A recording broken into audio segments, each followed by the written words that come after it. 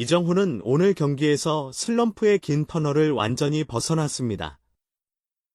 장타로 공격의 흐름을 바꾸고 민첩한 수비로 팀을 위기에서 구해냈으며 마지막에는 결승 득점까지 책임지며 샌프란시스코 자이언츠의 연패 탈출을 이끄는 중심에 섰습니다. 그야말로 완벽한 복귀전이었고 그의 방망이는 다시 한번 팬들을 열광의 도가니로 몰아넣었습니다. 한국 시간 7월 3일 애리조나 피닉스의 체이스 필드에서 열린 애리조나 다이아몬드백스와의 3연전 마지막 경기는 단순한 시리즈 마지막 경기가 아니었습니다. 전날 경기에 결장하며 팬들의 궁금증을 자아냈던 이정후가 다시 선발 라인업에 이름을 올렸고 이는 많은 관심을 모았습니다. 일부 팬들 사이에서는 체력 안배 차원이 아니라 성적 부진에 따른 경고 아니냐는 해석도 나왔고 그만큼 이정후의 경기력 회복 여부에 시선이 쏠렸습니다. 하지만 멜빈 감독의 선택은 의외로 치밀하고 전략적이었습니다. 바로 이날 상대 선발이 메릴 켈리였기 때문입니다. 켈리는 K리그에서 활약했던 경험이 있는 투수로 이정후와는 이미 한국 시절부터 여러 차례 맞대결을 펼친 바 있습니다. 그리고 무엇보다 중요한 건 이정후가 켈리를 상대로 유독 강한 모습을 보여왔다는 점입니다. K리그 기준으로도 타율 4할대의 오타점을 기록했으며 메이저리그에서도 지난 5월 13일 켈리를 상대로 안타를 만들어낸 전적이 있습니다. 멜빈 감독은 이 같은 데이터를 바탕으로 휴식이 필요한 시점에서 하루를 쉬게 하되 부활의 타이밍을 가장 적절한 날에 맞춰 배치한 것이었습니다.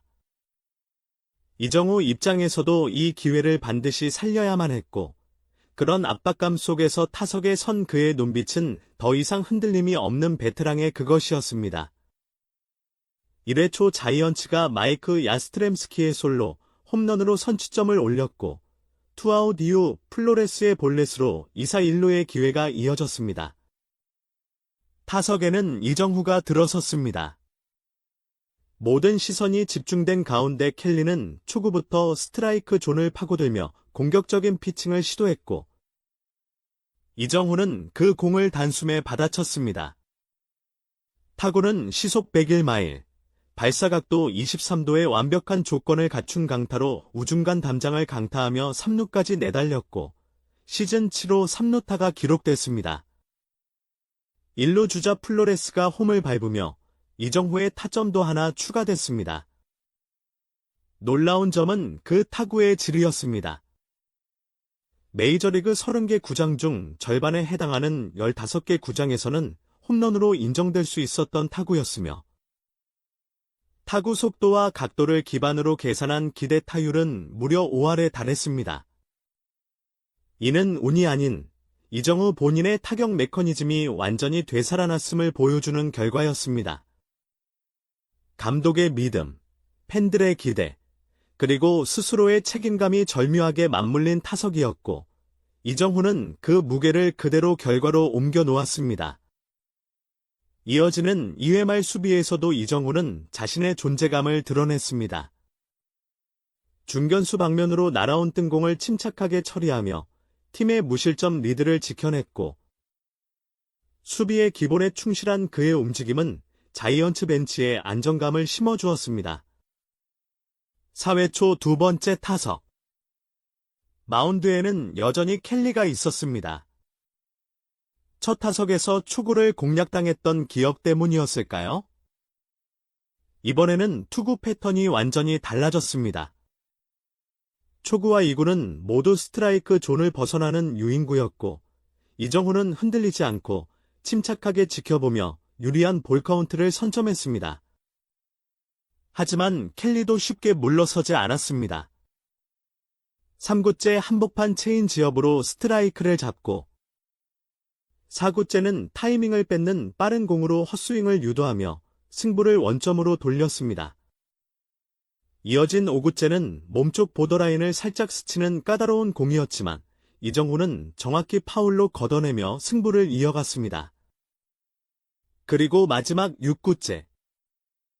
켈리는 직전 타석에서 헛스윙을 이끌어낸 체인지업과 빠른 공 조합을 다시 꺼냈지만 이번엔 통하지 않았습니다. 이정후는 완벽한 타이밍으로 공을 받아쳐 우중간을 가르는 시속 102마일짜리 2루타를 만들어냈습니다. 또 한 번 압도적인 타구질이었고 완전히 살아난 타격감의 증거였습니다. 6회 초에는 아쉽게 우익수 뜬공으로 물러났지만 8회 초 1사주자 없는 상황에서 다시 타석에 선 이정후는 이번엔 내야 안타를 만들어냈습니다. 빠른 발을 살려 1루를 먼저 밟으며 출루에 성공했고 이후 마토스의 볼넷과 베일리의 적시타로 홈을 밟아 득점까지 기록했습니다. 그리고 연장 10회 승부치기 상황에서 2루 주자로 나선 이정후는 라모스의 내야 안타에 3루까지 진루했고 베일리의 중견수 플라이 때 태그업으로 홈을 밟아 팀의 결승점을 기록했습니다. 이정후는 오늘 경기에서 5타수 4안타 1타점 2득점. 이 수치만으로도 놀라운 성과지만 그의 경기력이 보여준 것은 단순한 숫자를 넘어선 존재감이었습니다. 부진에 빠졌던 6월 한 달을 딛고 일어선 이정후는 단순히 감을 회복한 것이 아니라 자신이 왜 이 팀에 필요한 선수인지, 왜 메이저리그에서도 통하는 타자인지를 증명했습니다. 슬럼프 속에서도 이정후는 흔들리지 않았습니다. 그가 선택한 것은 기다림이 아닌 분석과 조정이었습니다. 그는 매 타석마다 자신의 스윙 궤적을 되짚고 수많은 영상을 돌려보며 그 작은 틈을 메워나갔습니다. 그리고 마침내 오늘 체이스 필드에서 그 모든 노력이 결실을 맺었습니다. 약 한 달 만에 터진 멀티히트 그리고 두 번의 타석에서 모두 장타를 기록한 이정후는 이날 경기에서 마침내 자신이 돌아왔음을 모든 이들에게 증명했습니다.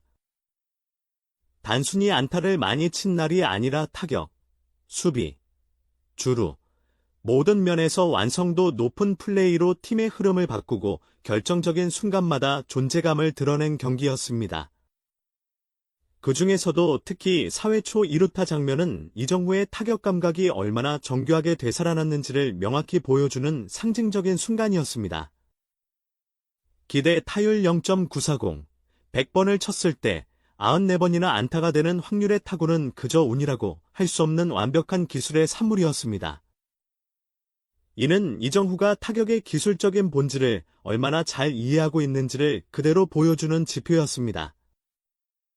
타구는 우중간 깊숙한 곳을 가르며 빠르게 굴러갔고 이정후는 단번에 2루까지 내달렸습니다. 무사 2루, 팀으로선 더없이 좋은 득점 기회가 만들어졌습니다. 이제는 팀이 화답할 차례였습니다. 후속타자 마토스가 타석에 들어섰고 하지만 그는 평범한 뜬공으로 물러났습니다.